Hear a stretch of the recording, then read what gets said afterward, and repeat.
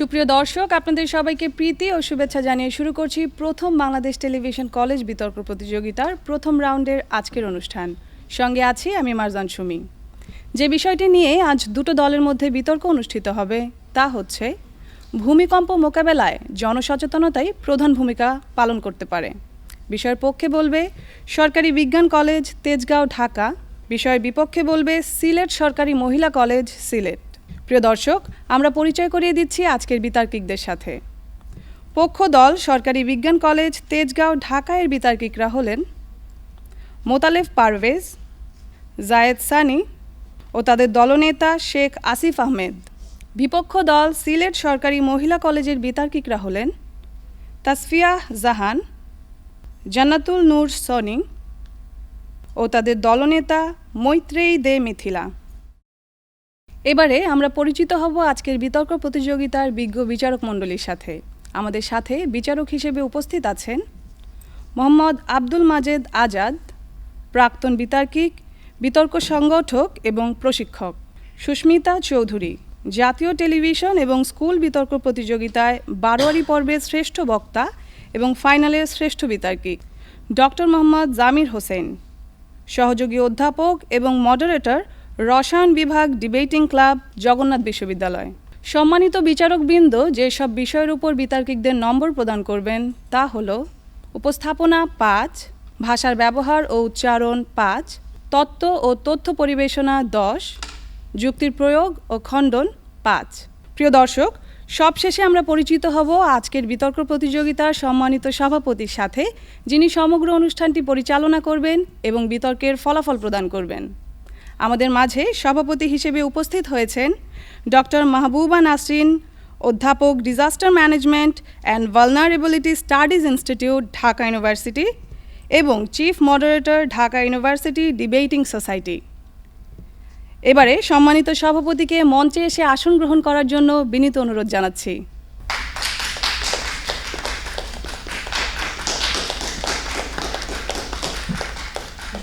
দর্শক, বিতর্ক অনুষ্ঠানটি শুরুর পূর্বে আসুন সংক্ষেপে আজকের বিতর্ক অনুষ্ঠানের নিয়মগুলো জেনে নেই। প্রত্যেক বক্তা তার বক্তব্য উপস্থাপনের জন্য মোট 5 মিনিট সময় পাবে। এক্ষেত্রে চতুর্থ মিনিটে সতর্কতা সংকেত এবং পঞ্চম মিনিটে চূড়ান্ত সংকেত দেওয়া হবে। তাছাড়া প্রত্যেক দল থেকে দলনেতা যুক্তি খণ্ডনের জন্য অতিরিক্ত 2 মিনিট সময় পাবে। এক্ষেত্রে 1.5 মিনিটে সতর্কতা সংকেত এবং দ্বিতীয় মিনিটে চূড়ান্ত সংকেত দেওয়া হবে। এবারে আমি আজকের অনুষ্ঠানের সম্মানিত সভাপতিকে বিতর্ক অনুষ্ঠানটি শুরুর জন্য বিনীত অনুরোধ জানাচ্ছি। সম্মানিত সভাপতি। ধন্যবাদ। আজকের বিতর্কের বিষয়বস্তু নির্ধারিত হয়েছে ভূমিকম্প মোকাবেলায় জনসচেতনতাই প্রধান ভূমিকা পালন করতে পারে। আমরা পক্ষ বিপক্ষ দলকেও দেখেছি, বিজ্ঞ বিচারক মণ্ডলী উপস্থিত আছেন। আমি প্রথমেই ডেকে নিচ্ছি সরকারি বিজ্ঞান কলেজ তেজগাঁও ঢাকা থেকে আগত প্রথম বক্তা, পক্ষ থেকে বলবেন মোতালেব পারভেজকে। মাননীয় সভাপতি, প্রথমেই আজকে বাংলাদেশে এত বিষয় চলমান রয়েছে, এত ইস্যু রয়েছে, এই সব কিছুর মাঝখান থেকে আজকে যে আমরা এই ভূমিকম্প নিয়ে আলোচনা করছি সেটার গুরুত্বটা আগে আমাদের বোঝা উচিত। আমরা মাননীয় সভাপতি আজকে যে গুরুত্বটা নিয়ে আলোচনা করতে যাচ্ছি সেটা হচ্ছে আমরা ঢাকা শহরে এমন একটা ঘনবসতিপূর্ণ জায়গায় বসবাস করছি যেখানে কিনা মাননীয় সভাপতি 60% বিল্ডিংই হচ্ছে অতিরিক্ত ঝুঁকিতে রয়েছে এবং গবেষকদের মতে 7.5 থেকে 8 মাত্রার ভূমিকম্প যদি হয় তাহলে 7 কোটি কংক্রিটের বর্জ্য উৎপন্ন হবে, যেগুলো সরাতে 3 থেকে 4 মাসের মতো সময় লেগে যাবে। এই রকম একটা প্রেক্ষাপটে দাঁড়িয়ে মাননীয় সভাপতি আজকে আমরা এই বিতর্কটা করছি। মাননীয় সভাপতি, আমরা আরও যে গুরুত্বটা নিয়ে আলোচনা করব সেটি হচ্ছে বিশেষজ্ঞদের মতে তারা বলেন প্রতি 200 বছর অন্তর একটা বড়সড় ভূমিকম্প হওয়ার সম্ভাবনা থাকে, কিন্তু মাননীয় সভাপতি আমরা লক্ষ্য করেছি যে গত 500 বছরেও উপমহাদেশে কোনো বড়সড় ভূমিকম্প হয়নি এবং এই জায়গা থেকে আমরা একটা বড়সড় ভূমিকম্প হবার আশঙ্কা করছি এবং সেই আশঙ্কাকে সামনে রেখে এবং ঢাকা শহরের মতো একটা ঘনবসতিপূর্ণ অঞ্চলকে আমাদের সামনে দাঁড় করিয়ে আমরা আজকের এই বিতর্কটাকে চালিয়ে যাব। মাননীয় সভাপতি, আজকের বিতর্কের যে বিষয়বস্তুটি নির্ধারিত হয়েছে সেটি হচ্ছে ভূমিকম্প মোকাবেলায় জনসচেতনতাই প্রধান ভূমিকা পালন করতে পারে। মাননীয় সভাপতি, জনসচেতনতাই প্রধান ভূমিকা পালন করতে পারে, এইটার মাধ্যমে কিন্তু আমরা জনসচেতনতাকেই একমাত্র নিয়ামক হিসেবে ধরে নিচ্ছি না। আমরা বলছি যে ভূমিকম্প মোকাবেলায় যেই কারণগুলো থাকতে পারে তার মধ্যে জনসচেতনতাই হচ্ছে প্রধান একটা নিয়ামক। যেমন আমরা ধরতে পারি আজকে সরকারের কর্মকাণ্ডকে, আমরা ধরতে পারি আজকে এই যে সরকার কর্তৃক যেসব মহড়াগুলো পরিচালিত হয় সেগুলোকে, অর্থাৎ আইন প্রণয়ন করে সরকার যে ভূমিকম্প মোকাবেলা নিয়ন্ত্রণ করতে চায় সেই ব্যাপারগুলোকে আমরা আজকে ধরতে পারি। কিন্তু এই সবগুলোর মধ্যে শুধুমাত্র জনসচেতনতাই প্রধান ভূমিকা হিসেবে আজকে আমাদের বিতর্কে কাজ করবে এবং সেটি আমরা প্রমাণ করে যাব। মাননীয় সভাপতি, প্রথমেই ভূমিকম্প মোকাবেলা কি সেটা সংজ্ঞায়ন করি। ভূমিকম্প মোকাবেলা হচ্ছে, আপনি কিন্তু কখনোই বুঝতে পারবেন না যে ভূমিকম্প কখন হচ্ছে, অর্থাৎ জলোচ্ছ্বাসের মতো ভূমিকম্প কখন আঘাত হানবে এটা কিন্তু আপনি বুঝতে পারবেন না, অর্থাৎ এটার কোনো পূর্বাভাস নেই। সুতরাং আপনি ভূমিকম্পে আপনার রাষ্ট্রের ক্ষয়ক্ষতি কতটা কমাতে পারছেন সেটাই হচ্ছে ভূমিকম্প মোকাবেলার বিষয়বস্তু মাননীয় সভাপতি। অর্থাৎ ভূমিকম্প হবে, ভূমিকম্পের ফলে যে ক্ষয়ক্ষতিগুলো হবে তার পূর্বে আমরা প্রস্তুতিমূলক ব্যবস্থা নিয়ে ভূমিকম্প চলাকালীন সময়ে কাজ করে এবং ভূমিকম্প পরবর্তীকালীন কাজ করে যে ক্ষয়ক্ষতিগুলো কমাতে পারবো সেটি হচ্ছে আজকে আমাদের ভূমিকম্প মোকাবেলার অংশবিশেষ। এবং মাননীয় সভাপতি, আমরা সেটাকে 3 ভাগে ভাগ করছি। 1, পূর্ববর্তীকালীন সময়ের যে প্রস্তুতি সেটা। 2, ভূমিকম্প চলাকালীন সময়ে জনগণ কর্তৃক যে কর্মকাণ্ডগুলো করা হবে সেগুলো। 3 হচ্ছে ভূমিকম্পের পরবর্তী সময়ে যে সচেতনতাগুলো আমরা লক্ষ্য করব সেগুলো। প্রথমে মাননীয় সভাপতি আলোচনা করতে চাচ্ছি ভূমিকম্প পূর্বকালীন সময়ে কী কী করা উচিত। প্রথম কথা হচ্ছে পরিকল্পিত নগরায়ন দরকার আমাদের, কিন্তু এইটা আজকে বিতর্কে খুব বেশি মাননীয় সভাপতি ভূমিকা রাখবে না, কেননা পরিকল্পিত নগরায়ন আমরা ইতিমধ্যেই গঠন করতে পারিনি। আমরা কথা বলবো এখন ভূমিকম্পর যে আশঙ্কাটা আমরা করছি সেটাকে সামনে রেখে আমরা যে কাজগুলো করতে পারি সেগুলো, যেমন পরিকল্পিত নকশা নির্মাণ করে আমরা ভবন নির্মাণ করতে পারি। ভবন নির্মাণের সময় যে ভেজাল সামগ্রী ব্যবহার করা হয় সেগুলো বন্ধ করে আমরা হচ্ছে ভূমিকম্প মোকাবেলা করতে পারি। এখন এই বিষয়ে বুয়েটের পুরাকৌশল বিভাগের প্রধান মেহেদী আহমেদ আনসারী বলেছেন যে বিল্ডিংগুলো বানানো হয় আমাদের দেশে, সেগুলোতে কম রড ব্যবহার করা হয় এবং বিমে যদি রডের পরিমাণ আরও বাড়িয়ে দিই তাহলে হচ্ছে আমাদের ভূমিকম্প মোকাবেলায় বিল্ডিংগুলো অধিক সহায়ক হবে। কিন্তু আমরা কি দেখতে পারি? আমরা দেখতে পারি যে যে মালিক রয়েছে তারা যে ভবনগুলো বানায় তারা অধিক লাভের কথা চিন্তা করে বানায়, তাদের মাথায় এটা আসেই না যে ভূমিকম্প হতে পারে সেই চিন্তা করে ভবন বানাতে হবে। এর অন্যতম কারণ হচ্ছে এই প্রজন্ম মাননীয় সভাপতি কখনোই ভূমিকম্পের ভয়াবহতার মুখোমুখি হয়নি। বাংলাদেশে একটা বড় মাঝারি মাত্রার ভূমিকম্প হয়েছিল সে 1918 সালে, 100 বছর আগে মাননীয় সভাপতি। সেই জায়গা থেকে এখন এই প্রজন্মের কী করণীয় সেটি আমরা আলোচনা করছি। মাননীয় সভাপতি, এই যে সচেতনতার মাধ্যমে ব্যক্তি পর্যায়ে যে আমরা ভূমিকম্প মোকাবেলা করতে পারি তার একটা সুন্দর উদাহরণ দেখিয়ে যাচ্ছি চিলি এবং হাইতির মধ্যকার একটা তুলনামূলক উদাহরণের মাধ্যমে। চিলিতে 2010 সালে 8.8 মাত্রার একটা ভূমিকম্প হয়েছিল এবং এই ভূমিকম্পের আগে তারা প্রস্তুতিমূলক প্রচুর কাজ করেছে এবং এর ফলে তাদের দেশে মারা গিয়েছিল মাত্র 500 লোক। একই সময় মাননীয় স্পিকার হাইতিতে 7.3 মাত্রা, অর্থাৎ তাদের চেয়ে কম মাত্রার ভূমিকম্প হয়েছিল এবং মারা গিয়েছিল 3 লাখ। এই যে আমরা প্রচারণার কথা বলছি এর মাধ্যমে মানুষকে আমরা কিন্তু বুঝতে পারছি যে জনসচেতনতা তৈরির মাধ্যমে আমরা ভূমিকম্প মোকাবেলায় অধিক কাজ করতে পারবো। আমার পরবর্তী বক্তারা এই বিষয়ে বিস্তারিত আলোকপাত করবেন। ধন্যবাদ মোতালেব পারভেজকে। এবারে আমি বিপক্ষ দল থেকে প্রথম বক্তা তাসফিয়া জাহানকে আমন্ত্রণ জানাচ্ছি তার বক্তব্য উপস্থাপনের জন্য। মাননীয় সভাপতি, আপনাকে অসংখ্য ধন্যবাদ আমাকে কিছু বলার সুযোগ প্রদানের জন্য। আমাদের আজকের বিতর্কের বিষয় নির্ধারণ করা হয়েছে ভূমিকম্প মোকাবেলায় জনসচেতনতাই প্রধান ভূমিকা পালন করতে পারে, বিষয়ের বিপক্ষে অবস্থান করছি। আজকে বিতর্কের স্বার্থে যে সকল প্রবঞ্চনার সংজ্ঞায়নের দাবি রাখে সেগুলো আজকে ব্যাখ্যা করছি। মাননীয় সভাপতি, ভূমিকম্প হচ্ছে একটি প্রাকৃতিক দুর্যোগ যা সম্পর্কে আগে থেকে আমরা কোনো পূর্বাভাস পেতে পারি না। আজকে মোকাবেলা বলতে আমরা বোঝাচ্ছি সম্ভাব্য দুর্যোগ সম্পর্কে সকল পূর্ব প্রস্তুতি নেওয়া এবং দুর্যোগ চলাকালীন এবং দুর্যোগ পরবর্তী সকল ক্ষয়ক্ষতির পরিমাণ যথাসম্ভব কমিয়ে আনা। আজকে আমরা জনসচেতনতা বলতে বোঝাচ্ছি কী করলে আজকে হতাহত এবং ক্ষয়ক্ষতির পরিমাণ কমে আসবে এবং দুর্যোগ চলাকালে ঠিক কী কী পদক্ষেপ নিতে হবে সে সম্পর্কে আজকে জনগণকে জানানো। এই প্রত্যয় যুগে এখানে ভূমিকম্প মোকাবেলায় জনসচেতনতাকেই প্রাধান্য দেওয়া হয়েছে। আজকে প্রধান ভূমিকা পালন করতে পারে বলতে বোঝাচ্ছি যে নিয়ামকগুলো বা নিয়ামকটি আজকে ভূমিকম্পের ক্ষয়ক্ষতি মোকাবেলায় সর্বোচ্চ ভূমিকা পালন করছে সেটিকে। মাননীয় সভাপতি, লক্ষ্য করুন আজকে ভূমিকম্প একটি সামগ্রিক ব্যাপার, এটি একটি বহুমাত্রিক সমস্যা সৃষ্টিকারী একটি দুর্যোগ। কেন বলছি মাননীয় সভাপতি? কারণ এটির আজকে আমরা পূর্বাভাস পাচ্ছি না কিংবা কখন এটি আঘাত হানবে সে সম্পর্কে আমরা অবগত হতে পারছি না যে আজকে আমরা একটি নিরাপদ আশ্রয়কেন্দ্রে যাব। এই জন্য এটি অতি অল্প সময়ে আঘাত হেনে আমাদের জন্য বিরাট ক্ষতি সৃষ্টি করছে। একটু আমরা যদি লক্ষ্য করি ভূমিকম্পের ফলে প্রকৃতপক্ষে কী কী ক্ষতি হয়, সেগুলো হলে আমরা দেখতে পারবো যে ভূমিকম্পের জন্য আজকে প্রাণহানি ঘটছে, আজকে ভবনধস হচ্ছে, হাজার হাজার মানুষ আজকে যোগাযোগ বিচ্ছিন্ন হয়ে পড়ছে, আজকে অগ্নিসংযোগ ঘটছে, ইত্যাদি সমস্যা সৃষ্টি হচ্ছে। অর্থাৎ ভূমিকম্পের মতো একটি বহুমাত্রিক সমস্যা সৃষ্টিকারী দুর্যোগকে কখনোই আমরা একমাত্রিক জনসচেতনতার উপরে প্রাধান্য দিয়ে মোকাবেলা করতে পারবো না। এই জন্য প্রয়োজন আমাদের একটি সমন্বিত উদ্যোগে, যেখানে আমরা একই সাথে জনগণকে সচেতন করব। আজকে আমরা একটি উদ্ধারকারী বাহিনী গঠন করব, আমরা আইন প্রণয়ন করব, বাস্তবায়ন করব, বিল্ডিং কোডকে আমরা যথাযথভাবে মানুষকে মানতে বাধ্য করব। আজকে আমরা অঞ্চলভেদে নিয়ন্ত্রণ কেন্দ্র প্রতিষ্ঠা করব, উন্নত যন্ত্রপাতি প্রশিক্ষণ দিয়ে আজকে আমার ফায়ার সার্ভিস, সিভিল ডিফেন্সকে আমরা প্রস্তুত রাখবো এবং ক্ষতিগ্রস্তদেরকে দ্রুত পুনর্বাসন, ত্রাণ ইত্যাদি ব্যবস্থা দেওয়ার জন্য আমরা প্রস্তুত রাখবো। এবং এই প্রত্যেকটি নিয়ামককে যখন আমরা একই সাথে সমান গুরুত্ব দিতে পারবো, ঠিক তখনই আসলে আমরা ভূমিকম্পের ক্ষয়ক্ষতিকে মোকাবেলা করতে পারবো, অর্থাৎ ক্ষয়ক্ষতির পরিমাণ যথাসম্ভব কমিয়ে আনতে পারবো।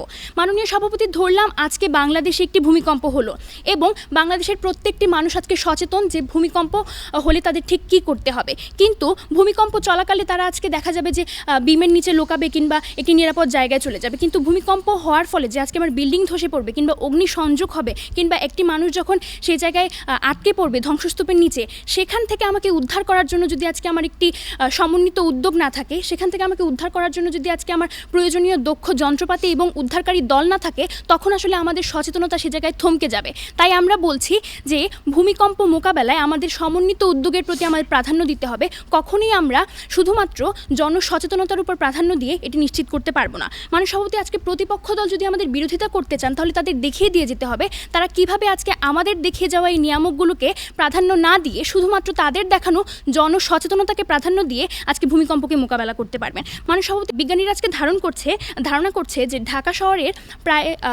শহরে যদি 7 থেকে 7.5 মাত্রার ভূমিকম্প হয়, তাহলে প্রায় 72,000 ভবন ধসে পড়বে এবং 90 থেকে 70,000 মানুষ আজকে মারা যাবে। এবং ঢাকা সিটি কর্পোরেশনের ভিতরে 4 লাখ ভবন এবং রাজুকের তথ্য মতে প্রায় 12 লাখ ভবন আজকে ঝুঁকির সম্মুখীন রয়েছে। সেই জায়গা থেকে এই নাজুক উদ্ধার তৎপরতা দিয়ে বা এই সচেতনতা দিয়ে আমরা কখনোই মানুষজনকে কিন্তু আজকে ভূমিকম্প মোকাবেলা করতে পারবো না। এই জন্য আমরা বলছি একটি সমন্বিত উদ্যোগের প্রয়োজন, যেখানে আগে থেকে আমরা মানুষকে বিল্ডিং কোড মানার জন্য আমরা তাদেরকে বল প্রয়োগ করবো, তাদেরকে অন্য জায়গায় সরিয়ে নিয়ে যাব এবং দরকার হলে আমরা পরবর্তীতে তাদেরকে পুনর্বাসনের ব্যবস্থা করবো। তাই আবারও বলতে চাই, ভূমিকম্প মোকাবেলায় জনসচেতনতায় প্রধান ভূমিকা পালন করতে পারে না। ধন্যবাদ মাননীয় সভাপতি, ধন্যবাদ সবাইকে। ধন্যবাদ তাসফিয়া। এবার পক্ষ দল থেকে আসছেন সরকারি বিজ্ঞান কলেজ তেজগাঁওয়ের মোহাম্মদ জায়েদ সানি দ্বিতীয় বক্তা হিসেবে। ধন্যবাদ মাননীয় সভাপতি, এই বিতর্ক মঞ্চে আমাকে কিছু বলার সুযোগ দেওয়ার জন্য। আমাদের আজকে বিতর্কের বিষয় হলো ভূমিকম্প মোকাবেলায় জনসচেতনতাই প্রধান ভূমিকা পালন করতে পারে। আমি এবং আমার দল এর পক্ষে অবস্থান করছি। মাননীয় সভাপতি, তারা যেসব নিয়ামকের কথা বলে গেলেন সেই সবগুলো কাজে লাগবে, কিন্তু প্রথমে যেটা বুঝতে হবে সেটা হচ্ছে জনসচেতনতাই সর্বপ্রথম এবং সর্বপ্রধান ভূমিকা পালন করে। ঠিক এইখানে জনসচেতনতার কোনো বিকল্প নেই। তারা যখন বলে যে ফায়ার সার্ভিস, সিভিল ডিফেন্স এদেরকে প্রস্তুত থাকতে হবে, আমরা যদি নিমতলির অগ্নিকাণ্ডের দিকে তাকাই, তখন দেখা যায় এই এলাকাটা এত বেশি এই চাপা, যেখানে হচ্ছে কোনো ফায়ার ব্রিগেডসের গাড়ি ঢুকতে পারে না। এখানে অপরিকল্পিত নগরায়নের কারণে আজকে যদি আমরা সচেতনতার মাধ্যমে তাদের মধ্যে এইটা প্রবেশ করাতে পারি যে সচেতনতাই মুখ্য, তাহলে তাদের অপরিকল্পিত নগরায়ন ভবনগুলো সংস্কার মাধ্যমে পরিকল্পিত ভবনে তৈরি হবে এবং সেইখানে আমরা যখন কোনো ধরনের অগ্নিকাণ্ড বা বড় ধরনের কোনো দুর্যোগ ঘটবে, তখন তারা এগুলো করতে পারবে। সুতরাং এইখান থেকে জনসচেতনতাই মুখ্য ভূমিকা পালন করে। এরপর মাননীয় সভাপতি, গত 500-600 বছর ধরে এই উপমহাদেশে বড় কোনো ভূমিকম্প হয়নি। 1918 সালে এই বাংলায় একটা মাঝারি রকম ভূমিকম্প হলো। এই বাংলায় তখন সেই ধরনের ইমারত ছিল না, যার কারণে ক্ষয়ক্ষতির পরিমাণ হয়নি। কিন্তু বর্তমান প্রেক্ষাপটে দাঁড়িয়ে আমরা যদি চিন্তা করি, বর্তমান সময়ে বড় বড় ইমারত, সুউচ্চ দালান, সেসবের পরিমাণ এত বেশি, এখন যদি এই ঢাকা, চট্টগ্রাম বা সিলেট এইসবে 7 মাত্রার ভূমিকম্প হয়, তাহলে এই 60% ইমারত ধ্বংস হয়ে যাবে এবং একটি ধ্বংসস্তূপে পরিণত হবে। এইখানে আমরা মানুষের সচেতনতার মাধ্যমে এখানে অনেক কিছু কমিয়ে আনতে পারি। আমরা যদি আজকে মানুষকে সচেতন করি যে নতুন যেই ভবনগুলো হবে সেগুলো বিল্ডিং কোড মেনে হবে, তাহলে সেই মানুষগুলো প্রথমে মাটি পরীক্ষা করবে, পরবর্তী সময়ে তারা এমন ধরনের বিল্ডিং তৈরি করবে যেই বিল্ডিংগুলোতে মানুষের থাকার উপযোগী এবং ভূমিকম্প সহনীয়। এক গবেষণায় দেখা গেছে যে বাংলাদেশের মানুষগুলো যারা হচ্ছে ভবন তৈরি করে তারা ভবনে রডের পরিমাণ কম দেয় শুধুমাত্র তাদের লাভের কারণে। তাদের লাভের কথা বিবেচনা করে তারা যখন একটা দালানে রড কম দেয় তখন সেই দালানটা অতিরিক্ত ভূমিকম্প ঝুঁকির ভিতরে থাকে। ঠিক এই জায়গা থেকে আজকে যদি আমরা দালানে অতিরিক্ত রড ব্যবহার করি তাহলে দেখা যাবে দালান যদি মচকায় তবু হচ্ছে দালান ভেঙে পড়বে না। সুতরাং মানুষের জীবন ঠিক এই জায়গাটায় সুরক্ষিত। আজকে যদি আমরা একটা সমীকরণের দিকে তাকাই তাহলে দেখতে পারি বাংলাদেশের ভূমিকম্পর পরবর্তী সময়ে 30 মিনিটের ভিতরে আমরা যদি উদ্ধার কাজ পরিচালনা করতে সক্ষম হই তাহলে 91% মানুষকে বাঁচানো সম্ভব। যদি 24 ঘন্টার ভিতরে উদ্ধার কাজ করতে সক্ষম হই তাহলে 81%, যদি 2 দিনের ভিতরে সক্ষম হই তাহলে 36%, যদি 5 দিনের ভিতরে সক্ষম হই তাহলে 7%। কিন্তু যখন একটা 7.7 মাত্রা বা 8 মাত্রার ভূমিকম্প হবে ঠিক এই সময় ঢাকা এমন একটা নগরীতে পরিণত হবে যেখানে আপনি কখনো হাঁটাচলাই করতে পারবেন না, যেখানে একটা ফায়ার ব্রিগেডসের গাড়ি থাকবে না। ঠিক এই সময়ে দাঁড়িয়ে ঢাকা এমন একটা পরিত্যক্ত নগরীতে পরিণত হবে যা পরবর্তীতে কখনোই এটা ঠিক করতে প্রায় বছর খানেকের মতো হয়ে যাবে। ঠিক এই জায়গা থেকে আমাদের জনসচেতনতা খুব বেশি মুখ্য ভূমিকা পালন করে। আজকে যদি আমরা জাপানের দিকে তাকাই তাহলে কি দেখতে পারবো, জাপানের যেই দালানের ওখানে প্রতিনিয়ত ভূমিকম্প হয় কিন্তু সেখানে দালানের কাঠামোগুলো প্রতিনিয়ত পরিবর্তন করা হয়। তারা এই যে দালানের কাঠামো পরিবর্তন করেছে এই পরিবর্তন কেন এসেছে, মানুষের ভিতরে সচেতনতা এসেছে যার কারণে তাদের এই দালানের কাঠামোতে পরিবর্তন এসেছে। আমরা যদি আমাদের বাংলার মানুষদের মনে এই ধরনের সচেতনতা প্রবেশ করিয়ে দিতে পারি তাহলে এইখানে ভূমিকম্প হলো ক্ষয়ক্ষতির পরিমাণ কম হবে। আমরা যদি আমরা যদি হাইতির দিকে তাকাই 2010 সালে সেখানে ভূমিকম্পে 3 লাখ মানুষের মৃত্যু ঘটে।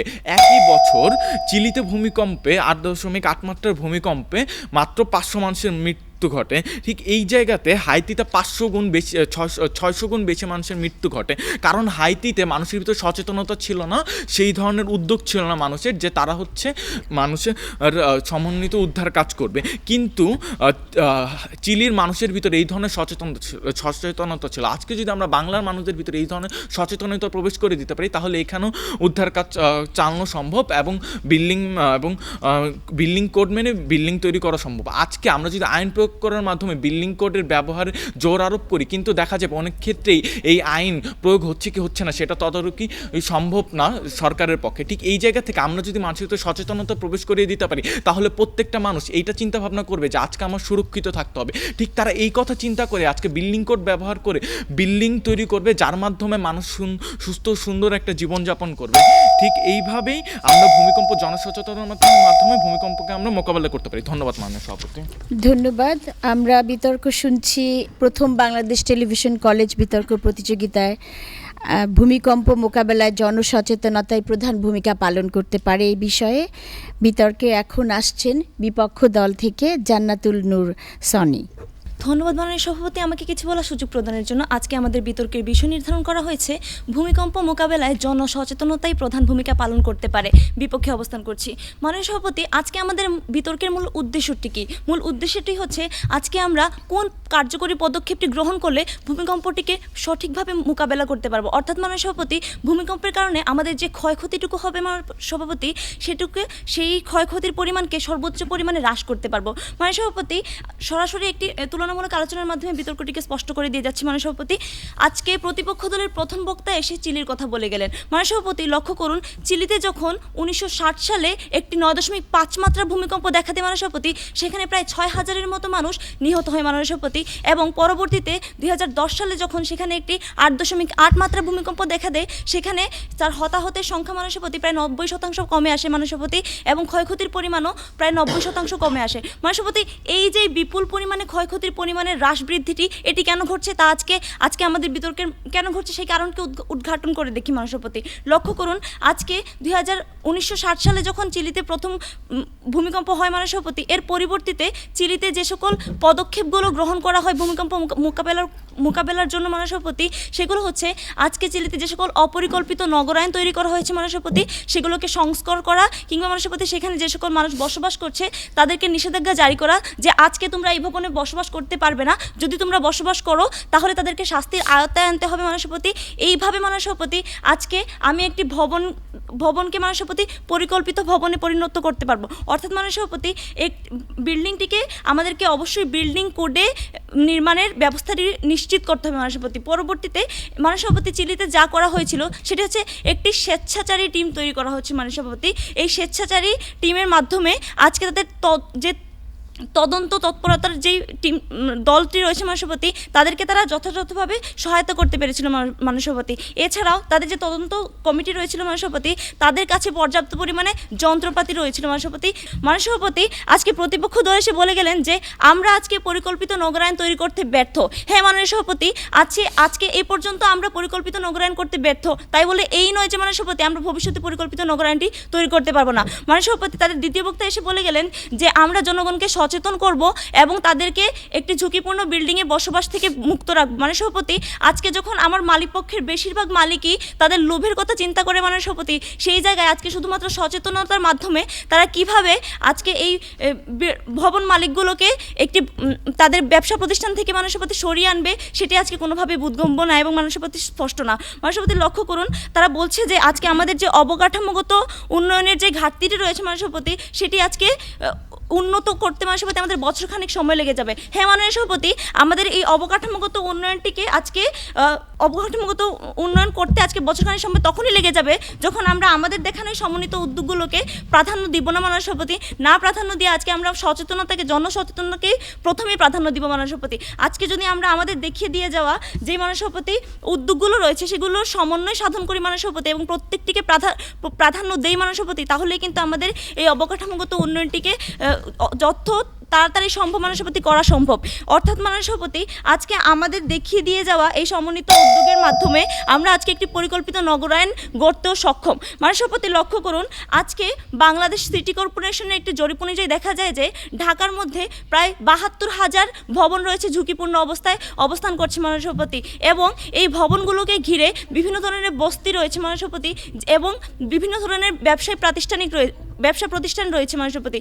এই সকল ব্যবসা প্রতিষ্ঠান এবং ভবনগুলো যে অপরিকল্পিতভাবে তৈরি, বিল্ডিং কোড না মেনে তৈরি মাননীয় সভাপতি, এই জায়গায় আজকে আমাদেরকে কঠোর আইন প্রণয়ন করতে হবে, আইনের যথাযথ বাস্তবায়ন করতে হবে এবং প্রয়োজনে তাদেরকে শাস্তির আয়ত্তায় এনে এই সকল ঝুঁকিপূর্ণ ভবনগুলোকে মাননীয় সভাপতি খালি করতে হবে এবং সংস্কারের ব্যবস্থা করতে হবে মাননীয় সভাপতি। দ্বিতীয়ত আমাদেরকে যেটি করতে হবে সেটি হচ্ছে আজকে আমাদের দেশে মাননীয় সভাপতি রানা প্লাজারের সেই উদাহরণ থেকে স্পষ্ট যে আজকে আমাদের দেশে প্রয়োজনীয় উদ্ধার তৎপরতার জন্য জনসংখ্যার কমতি রয়েছে মাননীয় সভাপতি এবং প্রয়োজনীয় যন্ত্রপাতির কমতি রয়েছে মাননীয় সভাপতি। তাই আমাদের দেশে আজকে প্রয়োজনীয় তদন্তর জন্য মাননীয় সভাপতি প্রয়োজনীয় সংখ্যক জনগণের প্রয়োজন। এর জন্য আমাদেরকে প্রাথমিক লেভেল থেকে আজকে আমাদের স্বেচ্ছাসেবী টিম তৈরি করতে হবে এবং মাননীয় সভাপতি একটি জনগোষ্ঠীকে তৈরি করতে হবে যারা উদ্ধার তৎপরতায় পর্যাপ্ত পরিমাণে সহায়তামূলক ভূমিকা প্রদান করবে। তাই মাননীয় সভাপতি বলা যায় যে আজকে জনসচেতনতা নয়, বরং আমাদের দেখিয়ে যাওয়া সমন্বিত উদ্যোগী ভূমিকম্প মোকাবেলায় প্রধান ভূমিকা পালন করে। এবারে তার যুক্তিতর্ক নিয়ে সামনে আসছে শেখ আসিফ আহমেদ। উনি হচ্ছে সরকারি বিজ্ঞান কলেজ তেজগাঁয়ের দলনেতা। ধন্যবাদ মাননীয় সভাপতি, আজকের এই বিতর্কের মঞ্চে আমাকে কিছু বলার সুযোগ দেওয়ার জন্য। আজকের বিতর্কের যে বিষয়টি সেটা হচ্ছে ভূমিকম্প মোকাবিলায় জনসচেতনতাই প্রধান ভূমিকা পালন করে। বিজ্ঞ বিপক্ষ দলের যে বক্তারা তারা বলে দিয়েছে তাদের প্রথমেই একটা যুক্তি, সেটা হচ্ছে সমন্বিত উদ্যোগ। অর্থাৎ তারা বলছে উদ্ধার কাজ করবে, তারা বলছে বিল্ডিং কোড আইন যেগুলো আছে সেগুলো মানতে বাধ্য করবেন, তারা বলছেন যে সবাইকে শাস্তির আওতায় আনবেন।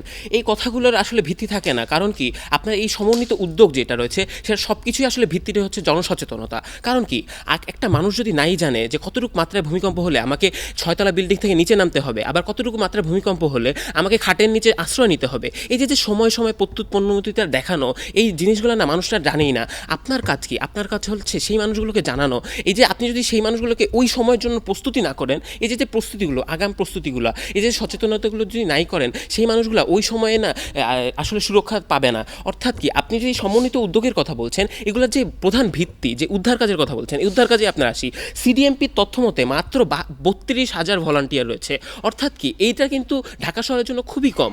যখন কিনা আপনি জনমানুষকে সচেতন করতে পারবেন, তাদের আত্মাকে সেই দিকে আনতে পারবেন, সেই মানুষগুলোই না সেই স্বেচ্ছাচারিতা আরও বাড়াবে। সেই 32,000 জায়গায় হয়তো আমরা 32 লাখ ভলান্টিয়ার আমরা পেতে পারি। অর্থাৎ কি মানুষগুলো না এখনও পর্যন্ত চাক্ষুষ কোনো ভূমিকম্প দেখেনি বলে তারা সেই ভূমিকম্পের ভয়াবহতা উপলব্ধি করতে পারে না।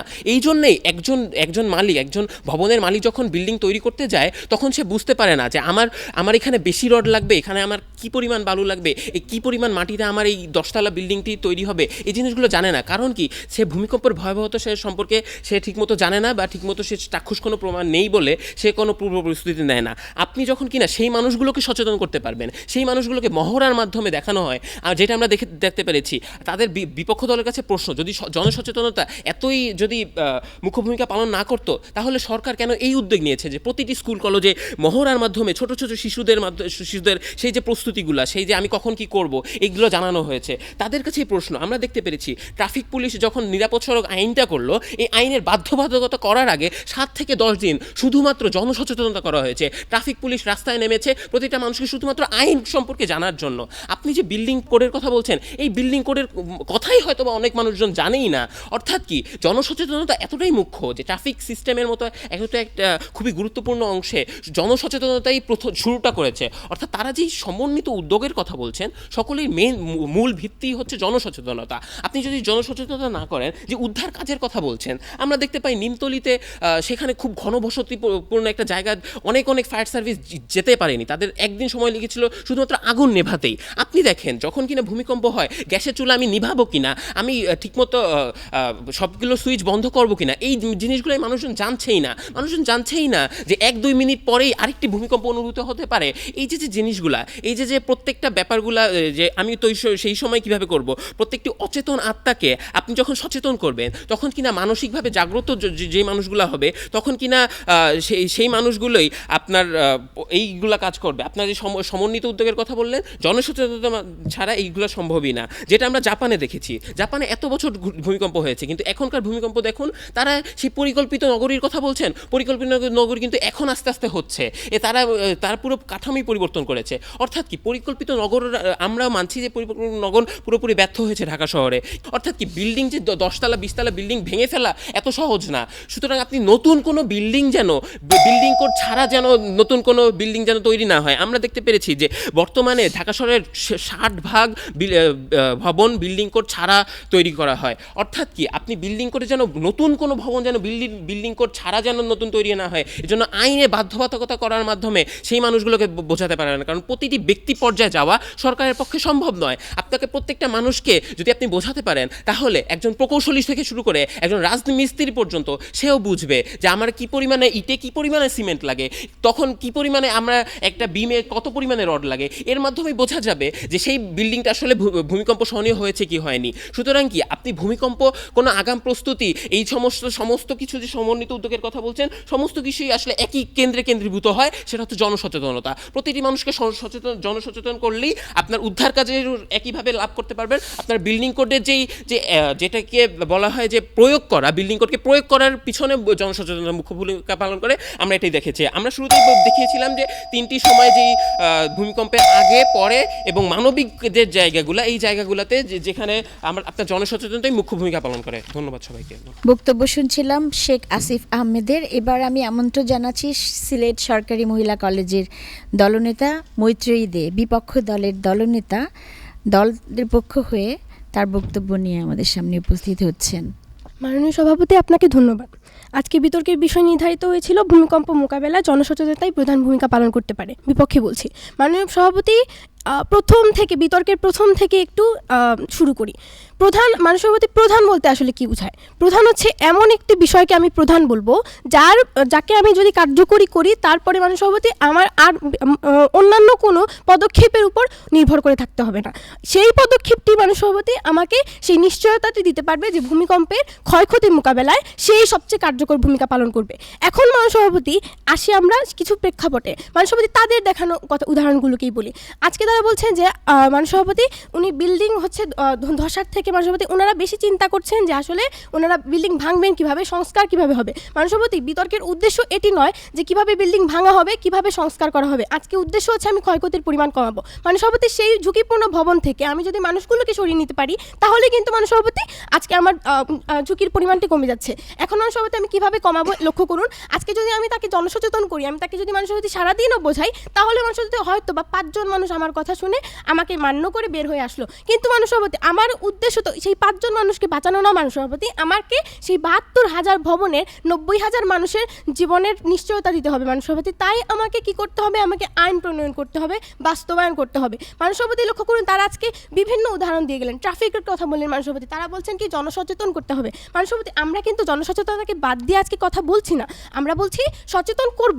তারপরে কি করতে হবে, সচেতনতার পরে যে পরবর্তী কাজগুলো আছে, আমার তো উদ্দেশ্য হচ্ছে ক্ষয়ক্ষতির পরিমাণ কমাবো। তাই প্রথমে সচেতন করব, সে সচেতন অধিকাংশ ক্ষেত্রে যখন সচেতন করা সম্ভব হবে না, পাশাপাশি আমি সেই উদ্যোগগুলোকে নিব, অর্থাৎ প্রত্যেকটা পদক্ষেপকে আমি গুরুত্ব প্রদান করব। আজকে ট্রাফিক পুলিশ যখন সবাইকে সচেতন করবে, তার পাশাপাশি সে আইনগুলোকে সমানভাবে কার্যকর করবে। মাননীয় সভাপতি শুধুমাত্র সচেতনতায় যদি আজকে কাজটা হয়ে যেত তাহলে আজকে হয়তো সেই জ্যামগুলো সৃষ্টি হতো না, কিংবা আমাদেরকে আজকে এখনো পর্যন্ত ভোগান্তির শিকার হতে পারতো না। মাননীয় সভাপতি আজকে তারা পুরো একটি রূপকথা রচনা করে গেলেন, যেখানে আমরা শুধু বিশ্বাস করে যাব, আমাকে এসে বোঝানো হবে তুমি এই ভবন থেকে বের হয়ে আসো, তোমাকে ভূমিকম্পে তুমি মরে যাবা, আমি বের হয়ে চলে আসবো। মাননীয় সভাপতি আমি যাব কোথায়? আজকে ঝুঁকিপূর্ণ 72,000 যে ভবনগুলো রয়েছে মাননীয় সভাপতি, তারা হচ্ছে তাদের যাওয়ার মাননীয় সভাপতি জায়গা কোথায়? তাদেরকে আপনি সেই ব্যবসাগুলো তো কার্যকর করবেই, তারা তো মাননীয় সভাপতি মালিক তো তার লাভের আশায় সেইগুলো মাননীয় সভাপতি চালাবেই। মাননীয় সভাপতি আমার কি করতে হবে, আমি হচ্ছে সেই ভবন থেকে তাকে জোর করে হলেও মাননীয় সভাপতি সরিয়ে দিব। এবং মাননীয় সভাপতি মালিক পক্ষ যথেষ্ট সচেতন বলে আমরা মনে করি মাননীয় সভাপতি, কেননা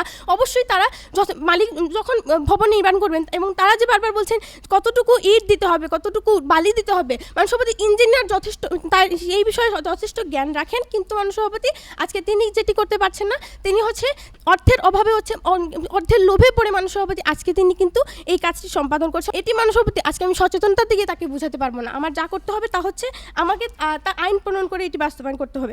লক্ষ্য করুন মাননীয় সভাপতি তারা আজকে জাপানের কথা বলে গেলেন, তারা আজকে চিলি হাইতির কথা বললেন। মাননীয় সভাপতি শুধু এটি কিভাবে সম্ভব যে শুধুমাত্র সচেতন হয়ে আজকে হঠাৎ করে একটি দেশের 16 কোটি মানুষ সচেতন হয়ে গেল এবং সচেতন হয়ে তারা সবাই আজকে থেকে পণ করলো যে আজ থেকে আমরা সবাই ঝুঁকিপূর্ণ বিল্ডিংয়ে থাকবো না, আজ থেকে আমরা বিল্ডিং মেনে তৈরি করব। এগুলো মাননীয় সভাপতি প্রায় অসম্ভবের কাছাকাছি, যেটি বারবার তারা আমাদেরকে বিশ্বাস করাতে যাচ্ছেন। লক্ষ্য করুন মাননীয় সভাপতি আজকে তারা উদ্ধার কার্যের পরিচালনার যে কথাটি বলে গেলেন, যে মাননীয় সভাপতি আজকে দেখুন যদি উদ্ধার তৎপরতাকে কার্যকর করা জরুরি না হতো তাহলে কেন আজকে আমার সরকার প্রায় 164 কোটি টাকার অর্থ ব্যয় করে শুধুমাত্র প্রয়োজনীয় যন্ত্রপাতি কেনার জন্য এবং মাননীয় সভাপতি সেনাবলকে শক্তিশালী করার জন্য। মাননীয় সভাপতি আপনি আজকে সচেতনতাকে তখনই কার্যকর করতে পারবেন যখন পর্যন্ত ভূমিকম্পটি সংঘটিত হয়নি, কিন্তু মাননীয় সভাপতি আজকে তারা যে অপরিকল্পিত নগরায়নের কথা বারবার বলে যাচ্ছেন, সেই অপরিকল্পিত নগরীতে দাঁড়িয়ে আমি কিভাবে মাননীয় সভাপতি মানুষের কাছে পৌঁছাবো? সেই প্রাণের মাননীয় সভাপতি অনেকাংশে কিন্তু আমার দুর্বল উদ্ধার তৎপরতার কারণেও কিন্তু আজকে আমার প্রাণহানির সংখ্যাটি দ্বিগুণ কিংবা 3 গুণ হয়ে যেতে পারে, যেটি মাননীয় সভাপতি তারা বারবার কিন্তু এড়িয়ে যাচ্ছেন। এদিকে কিন্তু মাননীয় সভাপতি আমার আজকে দৃষ্টিপাত করতে হবে। লক্ষ্য করুন শুধুমাত্র ভবনের নিচে চাপা পড়ে যে মানুষ মারা যাবে সেটি কিন্তু না মাননীয় সভাপতি, এর চেয়ে কয়েক গুণ বেশি মানুষ মারা যাবে শুধুমাত্র দুর্বল উদ্ধার তৎপরতার কারণে, যেটি আমার আজকে নিশ্চিত করতে হবে। এবং মাননীয় সভাপতি লক্ষ্য করুন তারা আজকে বলছেন যে স্বেচ্ছাসেবক তখন তৈরি হবে যখন আমার সচেতন হতে হবে। মাননীয় সভাপতি শুধুমাত্র সচেতনতার মাধ্যমে সে স্বেচ্ছাসেবক তৈরি করা সম্ভব কেমন কিন্তু না মাননীয় সভাপতি। আজকে আমি কেন স্কুল পর্যায় থেকে স্কুল কলেজ সকল ক্ষেত্রে মানুষ স্কাউট এবং বিএনসিসির মতো আজকে আমি উদ্ধার তৎপরতার জন্য দক্ষ জনবল কেন তৈরি করছি না, স্বেচ্ছাসেবক কেন তৈরি করছি না মাননীয় সভাপতি? সেভাবে কিন্তু এই স্বেচ্ছাসেবক দল কিন্তু গঠন করা সম্ভব। এবং মাননীয় সভাপতি সরকার কিন্তু এরকম একটি উদ্যোগ নিয়েছে যে এবং মাননীয় সভাপতি এর মাধ্যমে এই সমন্বিত কার্যক্রমগুলো পরিচালনার মাধ্যমে এবং সবগুলোকে গুরুত্ব দিয়ে কিন্তু মাননীয় সভাপতি আজকেই ভূমিকম্পকে ক্ষয়ক্ষতিটি মোকাবেলা করা সম্ভব। তাই মাননীয় সভাপতি আজকে আমাদের বিতর্কটি আমাদের পক্ষে যাই বলেই ধরে নিচ্ছি। ধন্যবাদ মাননীয় সভাপতি, ধন্যবাদ সবাইকে। আমরা বিতর্কের একদম শেষ পর্যায়ে, এখন আমি আমন্ত্রণ জানাচ্ছি পক্ষ দলের দলনেতা শেখ আসিফ আহমেদকে যুক্তি খণ্ডন পর্বে তার বক্তব্য উপস্থাপন করার জন্য। বিপক্ষ দল শুরু থেকে কয়েকটি কথা বারবার বলেছে। তারা বলেছেন যে সমন্বিত উদ্যোগের কথা, তারা বলেছেন উদ্ধার কাজের কথা, তারা বলছেন বিল্ডিং কোড মানতে বাধ্য করবেন, আইন প্রণয়নের কথা বলছেন। তারা বলছেন তারা শেষ পর্যন্ত মেনে নিয়েছেন জনসচেতনতা ভূমিকা পালন করে, কিন্তু পরবর্তীতে আমরা বলছি যে না, এই সকল কিছু আসলে মূল কেন্দ্রে রয়েছে জনসচেতনতা। আপনার আগে জনসচেতন করতে হবে, আগে বুঝতে হবে যে ওই মানুষটি যে আসলে কি বিল্ডিং কোড মানবে কি মানবে না, এই পর্যায়ে আসলে গিয়েছে কিনা, ওই মানুষটা আসলেই নিজে থেকে মানবে কিনা। দেখেন এখন ট্রাফিক সিস্টেমের দিকে তাকান আপনি, ডেঙ্গু প্রতিরোধের ক্ষেত্রে সরকার শেষ পর্যন্ত কোন দিকে গিয়েছে? সরকার প্রতিটি বাড়ি বাড়ি যে মাইকিং করেছে, এটাই প্রতিটি টেলিভিশনে আমরা দেখতে পেরেছি, বিজ্ঞাপন দিয়েছে ডেঙ্গু প্রতিরোধে। অর্থাৎ কি, সকল কিছু প্রতিরোধের যে মুখ্য ভূমিকা পালন করে, এটা আপনাকে মানতেই হবে জনসচেতনতা। আমরা দেখেছি যে কিভাবে প্রতিটি স্কুল কলেজে যে সরকার তার উদ্ধার কর্মকর্তা, উদ্ধার তৎপরতা, কিভাবে ভূমিকম্পের সময় কী ধরনের কাজ করা উচিত, এই ধরনের কাজগুলা, এই ধরনের যে সচেতনতামূলক কার্যক্রম বলতে আমরা যেটা বুঝি, এদিকে সরকার বেশি মনোযোগ দিতে। যদি মালিক পক্ষ এতই সচেতন হতো, তাহলে আমরা রানা প্লাজার মতো দুর্ঘটনা দেখতে পারতাম না। তাহলে দুর্যোগ ব্যবস্থাপনা এই ধরনের কোনো সমীক্ষা দিত না যে বর্তমানে 60% ভবনই ভূমিকম্পে ঝুঁকিপূর্ণ। সুতরাং তারা যেই বিশ্বাসটি করছেন সেটা খুবই হাস্যকর একটা বিশ্বাস। তারা বলছেন এই জিনিসটা অসম্ভব, শুধুমাত্র জনসচেতনতা। আমরা বলিনি শুধুমাত্র জনসচেতনতা, আমরাও বলেছি যে আপনারা যে উদ্ধার কাজের কথা বলছেন, সেই মানুষগুলো, প্রতিটি মানুষের প্রতিটি ব্যক্তি পর্যায়ে যাওয়া, তারাই বলছে যে 90,000 মানুষকে জনসচেতন করা সম্ভব নয়। আমরা বলছি এটাই সম্ভব, কারণ 90,000 মানুষকে আপনি আইনের মাধ্যমে একই জায়গায় আনতে পারবেন না। 90,000 মানুষের মধ্যে যদি আপনি সচেতনতা, তাদের আত্মাকে যদি উদ্বুদ্ধ করতে পারেন যে না, ভূমিকম্পে এটা হতে পারে, যে দেখো এই যে আত্মার উদ্বুদ্ধীকরণ, এটা শুধুমাত্র জনসচেতনের মাধ্যমে সম্ভব। শুধুমাত্র তাদের মধ্যে এই যে ভয় ঢোকানো, এটা শুধুমাত্র জনসচেতনের মাধ্যমে সম্ভব। ধন্যবাদ মানুষের প্রতি।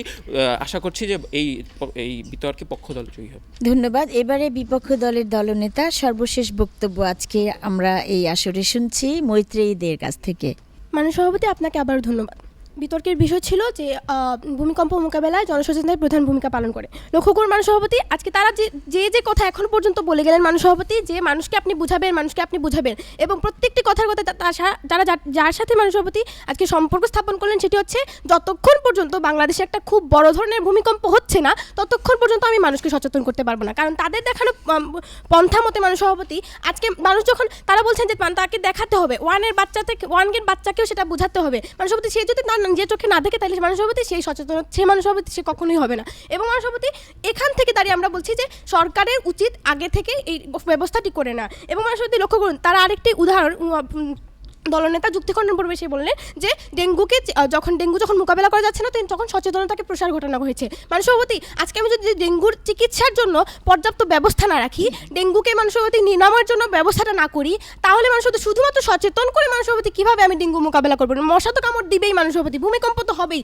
তাই আমাকে আগে কি করতে হবে? ভূমিকম্প মোকাবেলার জন্য পূর্ব প্রস্তুতিটা গ্রহণ করতে হবে এবং পরবর্তীতেও যাতে মানুষ সভাপতি আজকে আমরা সেটি মোকাবেলা করতে সক্ষম হই, সেটির ব্যবস্থা করতে হবে। তৃতীয়ত মানুষ সভাপতি লক্ষ্য করুন, আজকে এখনো পর্যন্ত যে এসির বলুন মানুষ সভাপতি, কিংবা ধর্ষণ বলুন, কিংবা আজকে বাল্যবিবাহের মতো ঘটনাগুলো বলুন মানুষ সভাপতি, কত মানুষ সভাপতি আজকে আমরা টিভিতে রোজই দেখছি যে মানুষ সভাপতি সচেতন করা হচ্ছে, লোকজনকে অ্যাড দেওয়া হচ্ছে, সবগুলো মানে কার্যক্রমের সাথে ঘটানো হচ্ছে। কিন্তু তারপরে যখন সচেতন করা হয়নি, তখন কি করা হয়েছে মানুষ সভাপতি? যখনই আইনের বাস্তবায়নটি সঠিকভাবে ঘটেছে, তখনই কিন্তু এগুলো মোকাবেলা সম্ভব হয়েছে। তাই ঠিক তেমনিভাবে মানুষ সভাপতি আজকে ভূমিকম্প মোকাবেলার ক্ষয়ক্ষতিটি কমাতে আজকে আমাদেরকে মানুষ সভাপতি এই কাজটি করতে হবে, আইনের যথাযথ বাস্তবায়ন করতে হবে, আমাদের পরিকল্পনাকে বাস্তবায়ন করতে হবে। তাহলেই মানুষ সভাপতি সচেতনতার ঊর্ধ্বে যেয়ে আজকে আমরা মানুষকে বাঁচাতে পারবো। শুধুমাত্র তাকে সচেতন করে মানুষ সভাপতি, তারও তো কিছু বাধ্যবাধকতা আছে মানুষ সভাপতি। শুধুমাত্র সচেতন হলেই আমি 10 তলার ছাদের উপর থেকে সচেতন হয়ে কি করবো মানুষ সভাপতি, যদি আমার ভবনই ধসে পড়ে যায়? তাই মানুষ সভাপতি এই আজকে পুরো বিতর্কটি এদিকে যায় যে সমন্বিত কার্যক্রমের মাধ্যমেই ভূমিকম্প মোকাবেলা সম্ভব। আমরা উপভোগ করছিলাম প্রথম বাংলাদেশ টেলিভিশন কলেজ বিতর্ক প্রতিযোগিতা এবং দুই পক্ষই তাদের যুক্তিতর্ক নিয়ে উপস্থাপন করেছে এবং তথ্য উপাত্ত নির্ভরই ছিল। আমি বলবো এই জন্যই যে বাংলাদেশের দুর্যোগ ব্যবস্থাপনা আসলে ইতিহাসটা খুব বেশি পুরনো না, দুর্যোগ যতটা পুরনো, দুর্যোগের ইতিহাস যতটা পুরনো। এবং আমরা যখন ছোট ছিলাম আসলে এই শিক্ষার্থীদের সমান ছিলাম, আমরা জানতাম জাপান একটি ভূমিকম্প প্রবণ দেশ। বাংলাদেশ যে ভূমিকম্প প্রবণ দেশ সেটা কিন্তু খুব বেশি দিন আগে থেকে এইভাবে আমাদেরকে জানানো হচ্ছে না। এখন আজকের যে বিষয় আসলে আমরা সেটার সাথে বাংলাদেশের যে দুর্যোগ ব্যবস্থাপনা, বিশেষ করে আমাদের সব দুর্যোগই আছে, দুই একটা দুর্যোগ যদি বাদ দিই তাহলে পৃথিবীতে যত দুর্যোগ হয় বাংলাদেশের মধ্যে সব কয়টা দুর্যোগেরই ঝুঁকি রয়েছে। সেই জন্যই কিন্তু বাংলাদেশে একটা প্যারাডাইম শিফট হয়েছে। 1997 সালে আমরা প্রথম পেয়েছি দুর্যোগ ব্যবস্থাপনা সংক্রান্ত স্থায়ী আদেশাবলী, এবং সেখানেই আসলে বলা আছে যে কোনো দুর্যোগকে মোকাবেলা করতে হলে আমাদের কোন পর্যায়ে কার কী করতে হবে। আমার কাছে ফলাফল চলে এসেছে। আমি বিজয়ী দলের নাম ঘোষণা করছি, সিলেট সরকারি মহিলা কলেজ। এবং ব্যবধান, অনেকে হয়তো এটার জন্য মন খারাপ করবেন, যেটা হচ্ছে 0.50। আর শ্রেষ্ঠ বিতার্কিক হয়েছেন শেখ আসিফ আহমেদ সরকারি বিজ্ঞান কলেজ থেকে। সকলকে অভিনন্দন বিজয়ী এবং বিজিতদের। অবশ্যই যারা বিচার কার্যের সাথে জড়িত ছিলেন তাদের জন্য কঠিন ছিল, আমি বুঝতেই পারছি দায়িত্বটা। এবং বাংলাদেশ টেলিভিশনের কলাকুশল এবং যারা শুনছেন দর্শক মণ্ডলী, আজকের মতো প্রথম বাংলাদেশ টেলিভিশন কলেজ বিতর্ক প্রতিযোগিতার সমাপনী ঘোষণা করছি।